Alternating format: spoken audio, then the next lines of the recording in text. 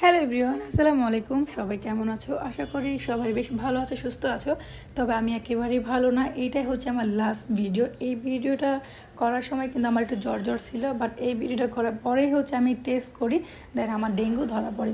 তো যাই হোক, আমি সেদিন বেরিয়েছিলাম একটু ছেলে মেয়েকে নিয়ে, আর আমি বেরিয়েছিলাম আমার ননদদের নিয়ে। তো ফার্স্টে বেরোয় আমি তোমাদের ভাই আমাকে বললো এখানে চলো, দেন তোমাদের ভাইয়াকে রেখে আমি এসে বসতাম ননদের সাথে নিয়ে বাইরে ঘুরতে প্লাস খাইতে। এখানে যেহেতু আমি আগেই আইছিলাম, সেক্ষেত্রে আমি আমার ছেলে মেয়ে একটু সময় কাটাতেছিলাম। ইতিমধ্যে আমার ননদরা চলে এসে সামান্তা, নরসিন, সাফা। আর সত্যি কথা বলতে আমি একেবারে এই সময়টা আমার প্রচণ্ড পা ব্যথা ছিল, প্লাস একটু ঠান্ডা ঠান্ডাও ছিল, বাট বুঝতেই পারিনি আমার শরীরে এত একটা রোগ বাসা বাঁধতেছে, যেটাকে বলা হয় ডেঙ্গু।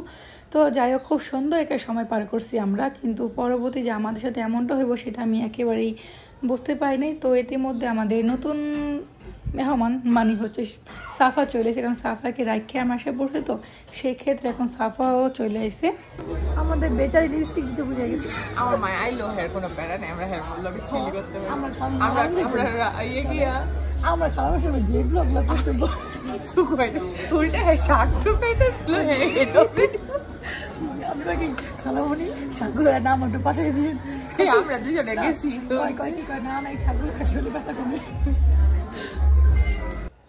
আমরা যে ননদ ভাবি, এটা কিন্তু আমাদের সম্পর্কে তেমন একটা দেখা যায় না। আমরা মনে হয় আমরা নিজেদের বোনের মতন। আমরা একসাথে এলে অনেক আনন্দ করি, অনেক গল্প করি, বিন্দাস একজন আরেকজনের সাথে কথা বলি। চিন্তা ভাবনা করে কথা বলতে হয় না, প্লাস কথা বলিও না যে সে আমার ননদ, ওর সাথে আমি কোন কথাটা বলবো বা কোন কথাটা বড়দের সাথে ওরা বলে দিবে। কিন্তু আমাদের সাথে কিন্তু এই সম্পর্কটা নাই। আমাদের সাথে যে এই কথাগুলো এখন হয়েছে, আমাদের তিনজনের মধ্যে শেষ। এটা চারজনের মানুষের কাছে যাইব না। আমাদের সম্পর্কটা ঠিক এরকম। সো এদিকে আমাদের খাবারও চলে এসে, গরম গরম বার্গার, অনেক অনেক খাবার। কিন্তু আমার ছেলে দেখো কতটা বড় হয়ে গেছে, তার বোন যে আমাকে খুঁজতেছে, কত সুন্দর বোনকে নিয়ে এসে আসা বলছে, মা আমি কিন্তু পার মধ্যে ব্যথা পাইছি, তোমার মেয়েকে বাসাইতে যাই আমি নিজে পার মধ্যে ব্যথা পাইছি। তো যাই গরম গরম খাবারগুলো খাইতেছিলাম। আর তোমাদের ভাইয়া কিন্তু আমাদের বাসা থেকে বের করছে যে তার সাথে আমরা একটু সময় কাটাবো, কিন্তু না, তোমাদের ভাইয়াকে রেখে আমি আসে বসছি ননদের কাছে। কারণ আমার কাছে মনে হয় ওই বেটার কাছে না, যে ওদের কাছে গেলে বেশি ভালো। কারণ তোমাদের বাসাতে কোথাও গেলে এক জায়গায় বসে থাকো, চুপচাপ খাও, চুপচাপ খেয়ে বাসায় চলে যাও। বাট আমরা খাই যেমন, তোমার আনন্দটা করতে কিন্তু বেশি পছন্দ করি। আর এই চিকেন ফ্রাইটা ভাই পুরোটা বোম্বাই মরিচ দেওয়া, এইটা খাইয়ে আমাদের এক একজনের অবস্থা যা হয়েছে সেটার কি বলবো। নাকে মুখে পানি একাকার হয়ে গেছে। তারপরে বোম্বাই মরিচ খাওয়া আমরা কিন্তু ছাড়ি নাই। প্রচণ্ড ঝাড় ছিল, প্রচণ্ড। এক একজনের অবস্থা খুবই খারাপ, খুবই খারাপ। তারপর আমরা খাইছি। তো যাই হোক, তোমাদের বাড়িতে বারবার ফোন দিতেছিল যে তোমার তো শরীরটা ভালো ছিল না, এই টাইমে তোমার শরীরটা তোমার ভালো ছিল না, তো বারবার ফোন দিতেছিল যে তোমরা কী করো, কখন বাসায় যাইবা, হ্যান ত্যান, এই প্রশ্নটা বারে করতেছিল। তো যাই হোক, গরম গরম খাবারগুলো খেয়ে নিলাম, দেন খাবারটা আবার খেয়ে বাসায় যাবো। এই যে ভিডিওটা করলাম, এই যে খাবারটা আবার খেয়ে আমি বাসায় গেছি, তখনই পানি একটা জ্বর উঠছে আমার, সারা শরীর কাঁপতেছিল।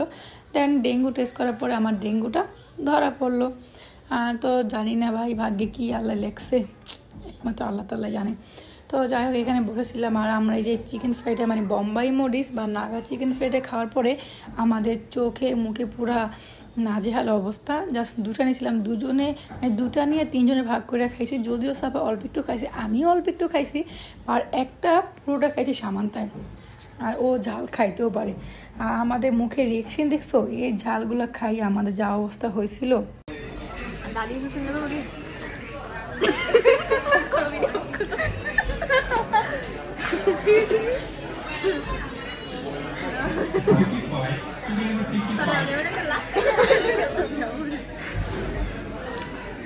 তো ওখান থেকে বেরিয়ে আমরা এসে পেলাম বাবাল টি খাওয়ার জন্য, কারণ সোহানে কয়েকদিন ধরে বলেছিল যে মা আমি একটা বাবাল টি খাবো। তাই দেখো, এরকম একটা যদি গার্লফ্রেন্ড হয় আর কিছু লাগে। হ্যাঁ, এই যে আমার গার্লফ্রেন্ড, আমার ফ্রেন্ড, সে কিনা কত সুন্দর আমার হাতে একটা ফুল মেরে দিল। তো যাই হোক, আমাদের বাবাল টি চলে আসলো। আমরা এখন সবাই মিলে খুব বাবাল টি খেতে খেতে চলে যাবো বাসায়। এইটাই হচ্ছে আমাদের লাস্ট ভিডিও, কারণ এই ভিডিওটা করার পরে আমি বসলাম বিছনায়। তো আমার ছেলে কিন্তু বাবালটিটা খেয়ে অনেক বেশি খুশি হয়েছে, কারণ ও অনেকদিন ধরে বলতেছিল ওর নাকি একটা বাবালটি খাইতে মন চাইছে। তো যাই হোক, ছোট্ট একটা ব্লগ তো মাঝে মাঝে শেয়ার করলাম। কেমন লাগলো অবশ্যই কিন্তু কমেন্ট করে জানিয়ে, পারলে আমার জন্য অনেক অনেক দোয়া করো, আমার জন্য খুব তাড়াতাড়ি সুস্থ হয়ে যায়। তো সবাই মিলে এক অটো দিয়ে গল্প করতে করতে চলে এলাম বাসায়। সো আজকের ভিডিওটা এই পর্যন্ত ছিল, দেখা হচ্ছে পরবর্তী ভিডিওতে। আল্লাহ হাফেজ।